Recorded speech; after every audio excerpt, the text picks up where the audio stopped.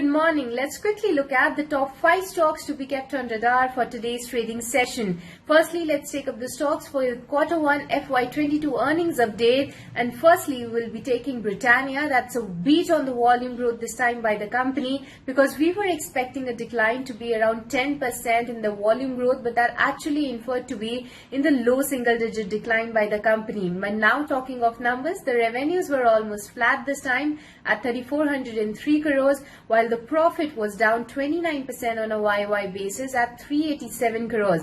Operationally, if I talk about, then EBITDA was also down 23%, and the margins seem to be under pressure from 21% that was reported last year. This time they came in at 16.3%. The company said that the higher packaging and the palm oil prices continue to impact their margins, and the contraction in the EBITDA margin as the base quarter had operating leverage benefit and a lower ad expense, and this time when both of these increase, and that continue to put pressure on the margins of the company. But if we see the management commentary now, then they continue to witness increase in the prices in the palm oil and the crude oil prices, and they shall take calibrated increase as the things moderate. So that's the take on Britannia. But next result update is from NTPC, because the company records overall steady performance this time, but the margins seems to be muted. This time the revenues were up 11% with numbers at 26,038 crores, while in talking of EBITDA, that was down 4% at 7,439 crores,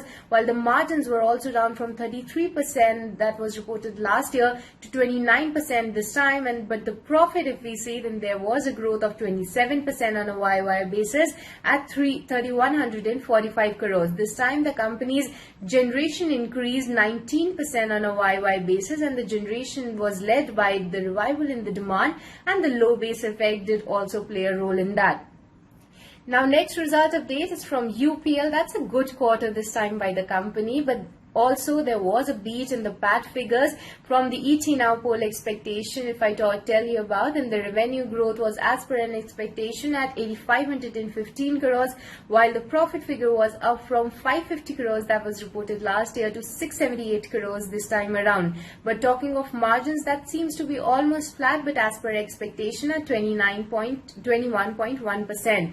There was a rise in the gross margin that was at record level this time, but the company retained its guidance for 7 to 10% of YY revenue growth, and along with that 12 to 15% YY growth in EBITDA is what company is expecting. But apart from the headline, the result update, the other stocks to be watched out for firstly will be PI Industry. That's an ET Now exclusive news break that has given official confirmation now. That's the PI Industry get into a deal with Ind-Swift Laboratories, and the deal has been announced where the PI Industry will acquire Indswift Laboratories API business, and the deal is to be valued at 1,530 crores. If I tell you about some of the valuation metrics, then that's implied valuation of 7.6 multiple for FY21 EV by EBITDA, and that's comparatively cheap if I tell you about the other peers like Solara, which is trading at 16 times to EV by EBITDA for FY21,